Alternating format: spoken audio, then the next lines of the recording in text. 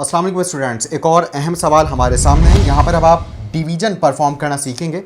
Question number 8 का first part है ये, और बाकी दोनों पार्ट आपने खुद से अपने रजिस्टर्स में करने। कोई क्वारी हो तो यकीनन आप स्कूल को रिक्वेस्ट सेंड कर सकते हैं, इंशाल्लाह उसके हवाले से भी आपको वीडियो लेसन जारी कर दिया जाएगा। यहाँ पर आप देख सकते हैं 5x² - 16xy + 3y² डिवाइड हो रहा है x - 3y से। तो याद रखिएगा, हम जिस भी वैल्यू को डिवाइड करते हैं हम उसको डिवीजन बॉक्स के अंदर लिखते हैं, और जिस वैल्यू से डिवाइड करते हैं उसको हम डिवीजन बॉक्स के बाहर लिखते हैं। तो यहाँ पर जो डिवाइजर है वो x - 3y है, जो कि बाहर लिखा जाएगा, और जिस एक्सप्रेशन को हम डिवाइड करने जा रहे हैं उसे हम डिवीजन बॉक्स के अंदर लिखेंगे। 5x² - 16xy + 3y²। डिवाइड करने की बहुत आसान सी टेक्निक ये होती है कि जो डिविजिबल एक्सप्रेशन है उसकी भी आप फर्स्ट टर्म को देखेंगे, और जो डिवाइजर है उसकी भी आप फर्स्ट टर्म को देखेंगे। यहाँ आप देख सकते हैं डिवीजन बॉक्स के अंदर मौजूद एक्सप्रेशन में फर्स्ट टर्म 5x² है, जबकि डिवाइजर में फर्स्ट टर्म x है। अब हमें ये सोचना है कि ये जो x है हम इस x को किससे मल्टीप्लाई करवाएं कि हमारे पास 5x² आए, यानी कि हमें बाकी तमाम टर्म्स को इग्नोर करना है। यहाँ पर भी फर्स्ट टर्म के अलावा जो टर्म्स हैं, और यहाँ डिविजिबल एक्सप्रेशन में भी जो भी फर्स्ट टर्म के बाद टर्म्स हैं उन सबको हमें इग्नोर करना है। हमें सिर्फ फर्स्ट टर्म पे डिसाइड करना है कि हमारे आंसर की फर्स्ट टर्म क्या होगी। तो हम जानते हैं अगर हम x को 5x से मल्टीप्लाई करवा दें तो हमारे पास 5x² आता है, क्योंकि x की पावर x में जुड़कर x की पावर 2 हो जाएगी, और यहाँ x का कोफिशिएंट 1 है, यहाँ x का कोफिशिएंट 5 है। आप जानते हैं प्रोडक्ट में कोफिशिएंट हमेशा कोफिशिएंट से मल्टीप्लाई होता है। 1 5 5 हो जाएगा।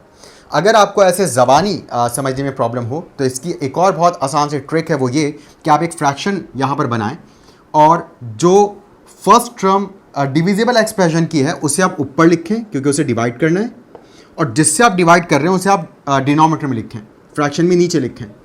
अब आप इसको सिंपल यहाँ पर डिवाइड करके देख लें तो आप जानते हैं x से ऊपर मौजूद 2x में से 1x कैंसिल हो जाएगा।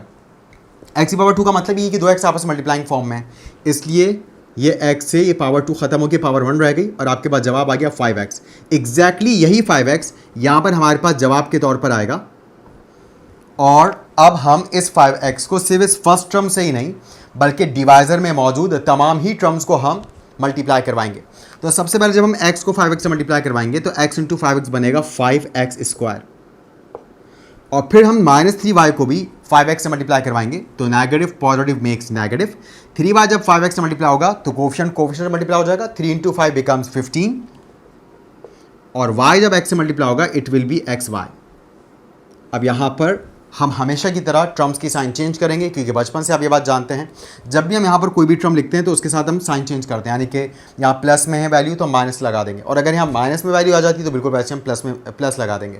तो यहाँ पर ये वैल्यू 5x² माइनस में हो जाएगी और ये वैल्यू 15xy प्लस में हो जाएगी।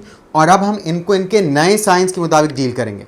तो प्लस 5x² से यहाँ पर मौजूद -5x² तो कैंसिल हो जाएगा, और साथ ही साथ यहाँ पर आप देख सकते हैं ये भी xy वाली टर्म है, ये भी xy वाली टर्म है। इधर xy के साथ कोफिशिएंट है -16, और इधर xy के साथ कोफिशिएंट है +15 according to its new sign. और आप जानते हैं -16 + 15 -1 होता है। तो जाहिर सी बात है xy का नया कोफिशिएंट आफ्टर दिस सब्ट्रैक्शन -1 होगा, और आप जानते हैं हम 1 नहीं लिखते, दैट इज़ वाई हम यहाँ पर सिर्फ लिखेंगे -xy। -xy का मतलब भी -1xy है। और उसके बाद ये जो 3y² है इसको हम एज इट इज़ इसके साथ लिख देंगे। अब एक बार फिर वही सिलसिला दोबारा दोहराएंगे, यानी कि अब यहाँ पर जो वैल्यू है इसमें मौजूद फर्स्ट टर्म को हम यहाँ मौजूद फर्स्ट टर्म के साथ ऑब्जर्व करेंगे, और ये सोचेंगे कि x को किससे मल्टीप्लाई करवाया जाए कि -xy आए। तो इस बार अब हमें सोचना है कि x किससे मल्टीप्लाई हो कि जवाब में -xy आए। तो हम ये बात जानते हैं कि एक तरफ हमें माइनस साइन चाहिए, इट मीन्स कि माइनस साइन तो आएगा, और x सिंपल अगर y से मल्टीप्लाई हो जाते तो वो xy बन जाता है। तो आप देख सकते हैं प्लस माइनस माइनस और x × y xy। तो यहाँ पर इस बार हमारे पास -y जवाब है। और अगर आपको ज़बानी प्रॉब्लम हो तो अगेन आप एक फ्रैक्शन बना के यहाँ मौजूद फर्स्ट टर्म को ऊपर लिख लें -xy, और डिवाइजर में मौजूद फर्स्ट टर्म को नीचे लिख लें, यानी कि x से x कैंसिल, जो बचा वही जवाब में आएगा, यानी कि -y। तो यहाँ पर अब हम -y लिखेंगे, और अब हम इस -y को बारी बारी इन दोनों ही टर्म से मल्टीप्लाई करवाएंगे। तो जब x -y से मल्टीप्लाई होगा तो plus minus minus x into y बनेगा एक्स वाई, और जब -3y माइनस वाई से मल्टीप्लाई होगा तो negative negative makes positive, 3y y से मल्टीप्लाई होकर बनेगा 3y स्क्वायर। और अब हम साइन चेंज करेंगे, ये माइनस में प्लस में हो जाएगा, ये प्लस में माइनस में हो जाएगा, माइनस एक्स वाई से प्लस एक्स वाई कैंसिल, और यहां पर भी +3y स्क्वायर से -3y स्क्वायर कैंसिल। यूं हमारे पास रिमाइंडर अब 0 है, यानी कि कुछ भी नहीं बचा हमारे पास। इट मीन्स डिवीजन कंप्लीट हुआ। ये हमारे पास जवाब है 5x माइनस वाई। तो उम्मीद है आपको ये सवाल बहुत अच्छी तरीके से समझ आया होगा। इंशाल्लाह मिलते हैं नेक्स्ट एपिसोड में, तब तक के लिए अल्लाह हाफ़िज़।